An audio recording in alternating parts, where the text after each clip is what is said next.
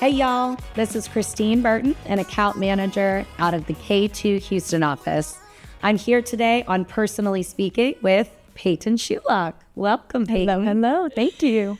Now, you joined K2 fairly recently. I know it seems like you've been in the office for ages when I visit, but what stood out to you in your first few days? Well, I would say within the first week, the biggest thing that stood out to me was the fact that everyone cares so much. Our first week, we did nothing but sit in the conference room and listen to James Marshall and Phil Hunt talk to us. It literally felt like class almost. And they literally 8 hours a day, they just talked. Yeah. And we wrote down everything that they said. Yeah. They're good teachers. They are. They are. Yeah, they should switch profession if it ever comes up. But, you know, the way that they would speak about K2 and the industry in general, by the end of the first week, their passion that they had for this company just completely rubbed off on us. That's awesome. Yeah. That's good to hear. I have quite a bit of tenure at K2, and that's something I've felt, I think, every day since I've worked, at the company too. So it makes a whole world of difference when you actually feel like a person in a company and not like a number or a seat. Yes. Or, what am I doing? Pushing a button and getting money? No, we're in this together, Yeah. Fighting the good fight. So. Yeah, absolutely. Along those same lines, our tagline, because it's personal, right? Which we see all of our office, everywhere. The website, yes, which we all love. What does that mean to you? Because it's personal, I think it can mean a lot of different things depending on what department you're in. Like I know account managers or relocation managers, you're actually working with the families and you're working with the actual employees that are relocating. So obviously you have a more personal aspect to that. Yeah. In sales, I think it more so, I'm still trying to figure that part out. Yeah. Because it's hard to be personal over email or LinkedIn messaging or cold calling. But I would say, not necessarily giving a sales pitch or, the main goal to get them to buy something. Yeah. But instead it's more of like, hey, what challenges are you seeing right now? Yeah. What problems are you seeing? Yeah. And really trying to get more on a personal level rather than like a, give me your money, let me buy this, Right. It falls well within the relocation industry too, because most people view relocation as a burden. Yeah. Most people say, it's annoying to move. There's so many things I have to do. And it's all personal when you move. Your stuff is personal. Your kid's school is personal. Your kids. So appealing from a sales perspective to a company about how you're going to treat their employees with that personal touch, that's huge. Yes. Yeah. Yes, absolutely. Awesome. Can you share any examples where you felt the human first approach in action, either with K2 employees, with prospects, with existing clients you're working with? How have you seen that work? Yeah, I think it's evident every day when we go to work. But I think the main times that I see it is when, we're just sitting in the office and I'm hearing our relocation managers or account managers talking to the actual employees. And it's so fun to hear because it literally sounds like y'all are on the phone with your best friends. It does not sound like you are on the phone with, a client or somebody that we're working with. That's I think that's just, it goes back to because it's personal, right? And we're able to bring a level of empathy and a relationship that, during a scary time like that for the families is really, really important to have. Yeah. It's also very annoying to be in business with someone you don't have a good relationship with. Yeah. If it's transactional and it's like, your bill's this much, you got to pay it. Yeah. That's not fun, right? I want to know what your kid's name is, what you had for dinner last night. I'm trying to be friends. Why are we on this world? To connect with people, right? Yes. Why not do that in business as well as in my personal life? Exactly. I love that. Now, you came into global mobility from a completely different background. Yes. This was teaching. Yes. Correct? Yes. Oh, my goodness. Yeah. First of all, thank you. Yeah. I don't think I could ever do that. That's amazing. But what surprised you the most about the global mobility industry in comparison to education? Honestly, the biggest thing that I realized switching from teaching and coming into something completely different sales is how similar they are to each other. Interesting. And, I remember sitting down in my interview with Phil and James, and there was a moment of silence, and they were looking at my resume, and they were like, so teaching, like, what are you doing here? Yeah, right. Shouldn't you be in class? And I'm like, I promise it all overlaps. Like, I sell to kids every day in the classroom, and, I may have been pitching a little bit there. I didn't really realize how much it truly does overlap. But, when you're teaching kids and when you're coaching kids, whether it's in the classroom or on the court, you are constantly looking for problems. Yeah. Right? Like in the classroom, okay, who's not understanding something? Where's the gap? Who looks confused right now? On the court, okay, why is my lineup not working? Why is this not working? And from there, then you have to find a solution. Yeah. And not all solutions work the same for every kid. It's not a one size fits all.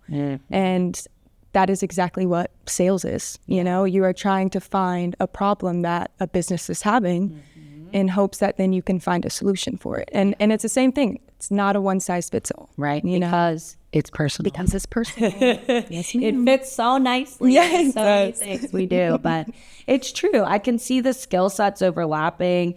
There's an aspect of like almost mentorship too sometimes that comes in with clients that maybe they're just an HR professional and they don't really do mobility. And this has landed on their desk and they're in a panic, and you kind of have to be that captain at the helm saying like you said about the court, right? We've got the right lineup. You've all got roles. We all know what we're doing. Let's take a breath. Let's execute. I'm here to make sure that happens. Yeah. So I definitely see that overlap. Yeah.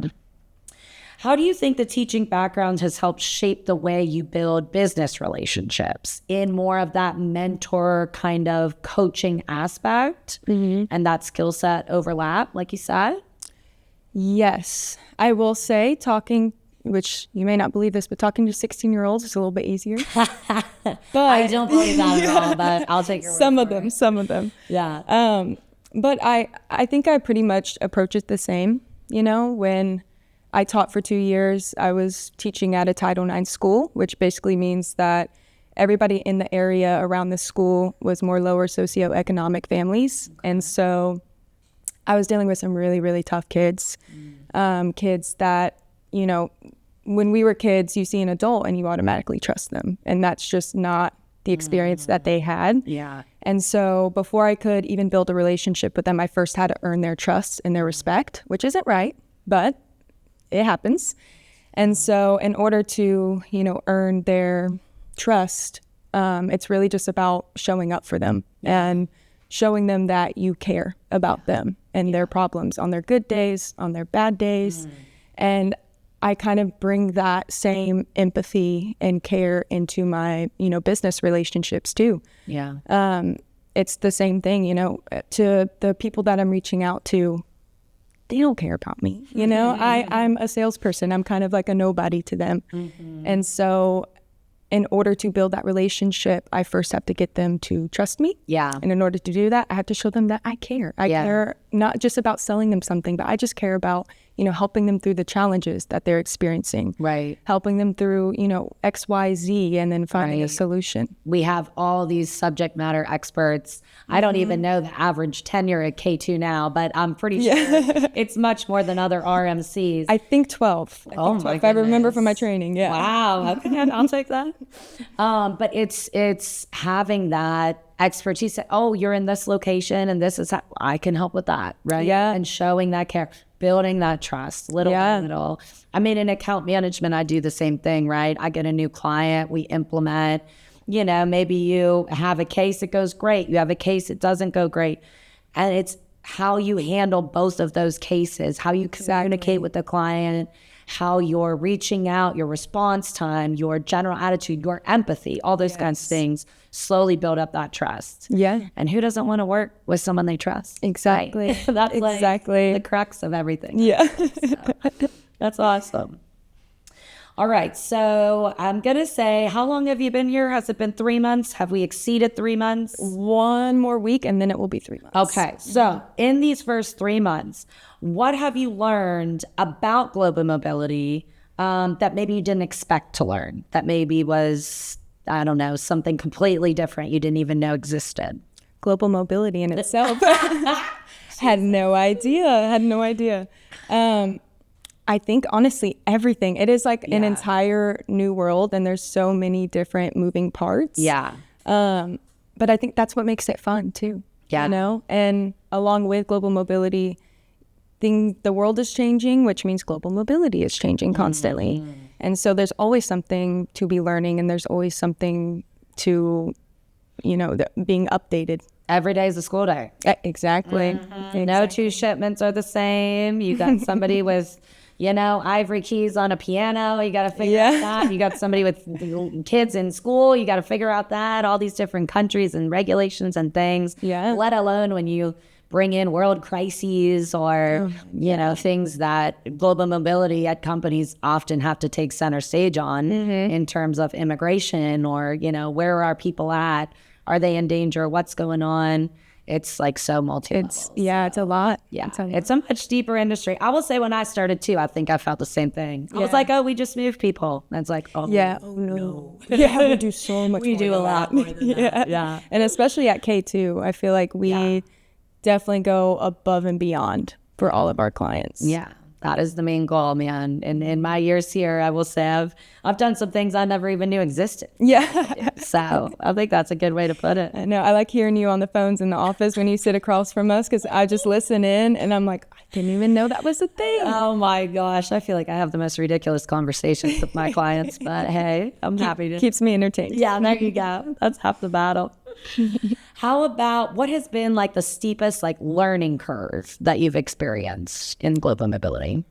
Honestly, kind of like what we just talked about. It's the content of everything, and I'm still learning, even just about everything that K2 brings. Yeah. And I think it's kind of cool because global mobility is the one, I feel like, space that touches a little bit of every department, like a little bit of HR, a little bit of immigration, a little bit of tax. It's everything. And so that's the steepest learning curve. It's just like learning all of the moving parts. And I think in sales, how it's presenting itself is, I know we were talking the other day and just kind of talking about ideas and things that, we could reach out to clients about. And, you brought up a great point about how certain locations are tougher to relocate than others. And that's something that I never even thought of before. Right. Yeah. And so it's just that experience level, I think, to get to where we need to be. Yeah. Seeing more of it in action, seeing clients go through problems, or hearing about their horror stories. Right. That can sometimes shine a light. Yeah.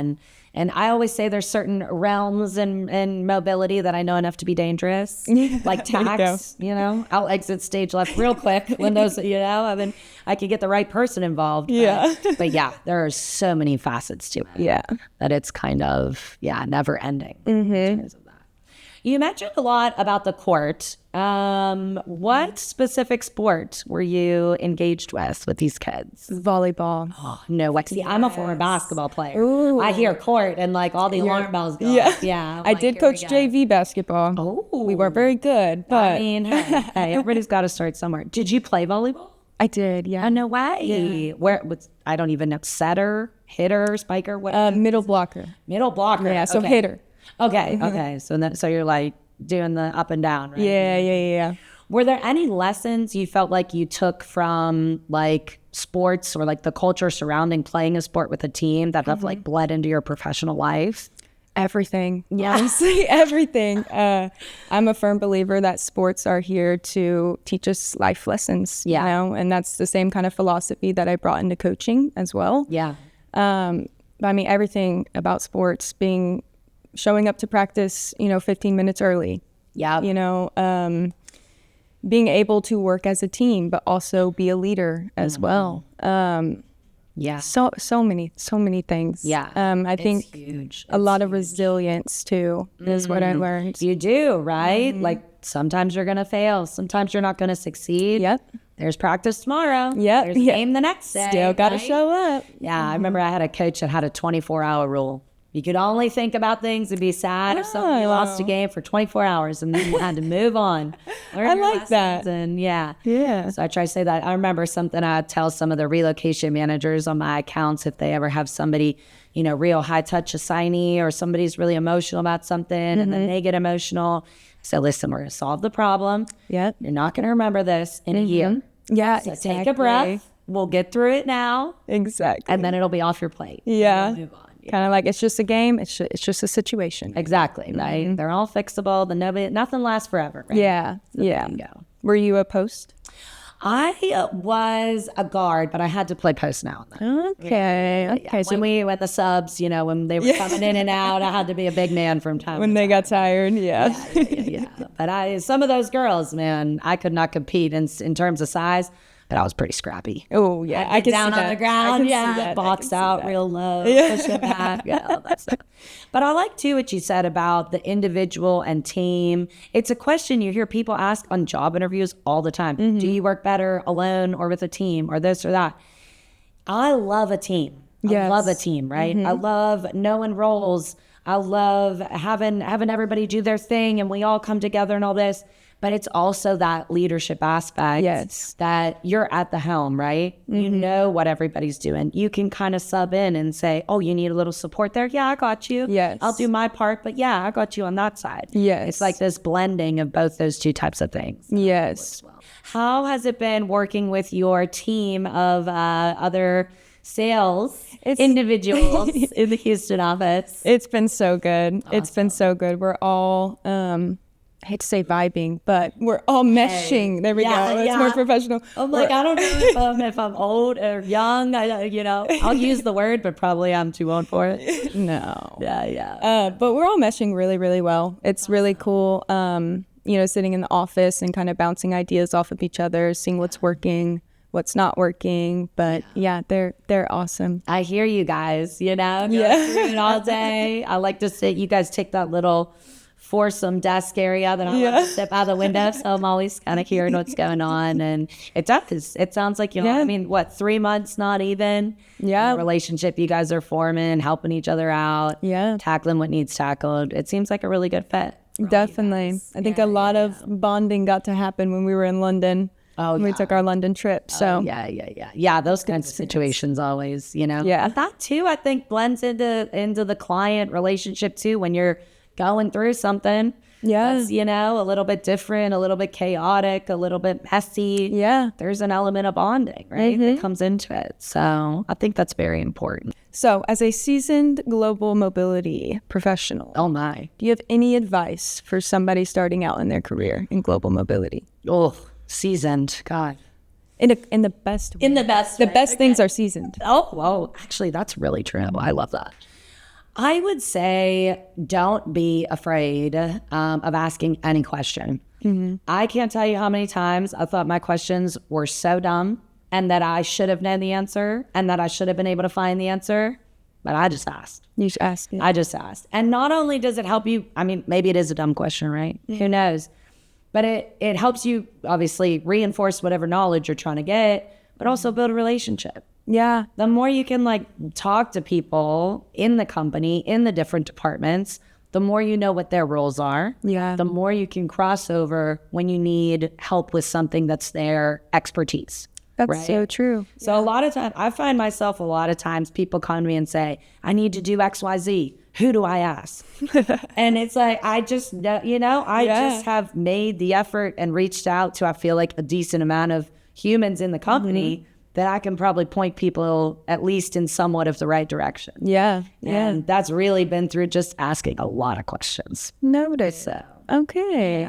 Yeah. I feel like a lot of times when I go to Phil Hunt about a question, was preface it by saying, okay, I know this is stupid. Yeah, you don't want to, right? Yeah. You want to protect your intellect. You don't want to come off a certain way, but hey, just do it. Because you know what? They probably asked some stupid questions in their life as well. That's true. We just weren't there for it. Exactly. So it's always shoe on the other foot kind of thing. Yeah. People are more willing to help, I think, than most people give them credit for in their own heads. Yeah. Sometimes you blow it up in your own head. Oh, they're going to think this, they're going to do this. I feel so dumb, blah, blah, blah. Just do it. I've been doing a lot of cold outreaches, and it's really difficult, you know, getting people to one, look at it, but also respond to it. Yeah. And so I'm just wondering, what kind of advice do you have to, you know, kind of initiate that relationship with clients? Yeah, definitely. I think it comes down to, you know, a lot of the themes we talked about today, the tagline, because it's personal, all those things. Understanding people have problems, be they the employees that are relocating, be they the clients with their program as a whole, you know, in many different facets, and trying to come in with a listening ear, first of all, a proactive approach to how you can fix it, and then kind of letting it sit there, letting them understand, here's me, here's who I am, here's who my company is. We're not going to make you a number. We're not going to, you know, have some automated reporting go to you every month and never speak to you and never engage and never meet you in person, right? We want to figure out how to make life easier for everybody. We want to figure out how to maintain that human connection in an industry that is so emotive for the people moving. Right? It is such a big thing to take your whole family or even just yourself to another country, to another state if it's domestic, right?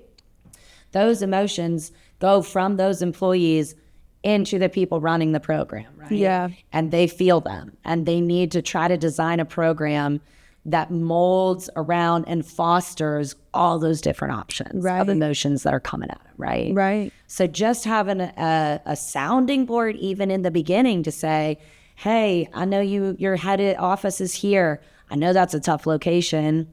I think we have some people that might be able to help out. If you want to grab a coffee, let me know. If not, you know, that's okay too. I'm going to hit you up again in a few weeks. Maybe then we'll get on it. Kind of thing. Interesting. I really like how you said that, you know, one, listen first. I've been hearing that a lot just from everyone around K2, but also how you touched on the emotional side of things. Because I feel like, you know, with a lot of relocation management companies, all the physical things are taken care of, the relocation, the household goods, immigration. But I think that's what kind of separates K2 is like, yes, we do all the physical stuff pristinely, but we also do the emotional things as well, you know, like talking to them like you're your best friend. Exactly. I'll never forget. It was probably my third year here. I had somebody move in Houston to Singapore. They had 5 children, and the wife was pregnant with her 6th. And as soon as they got done packing up the house, the husband went off to Singapore to work. I think he took maybe the oldest 2. She was about to have a baby in Houston, you know, no husband to support, no other family, all this stuff. Bless her heart. I remember talking to her constantly, just every worry you could think of. Right? Just obviously new baby, emotive experience, right? Moving, emotive, and not even moving down the road to Singapore from Houston, right? Culturally different, all sorts of things. What's the food going to be like? Oh, we're going to move our dog. Oh, what about formula? What if I got to feed do I find that? Everything you could think of. And I just was an ear. I just listened. If I didn't know, I said I'd find out. Talked to my colleagues in Singapore, talked to people I knew in, you know, different providers that would help with that stuff. And by the time everything kind of concluded, she got over to Singapore with the new baby after everything had happened.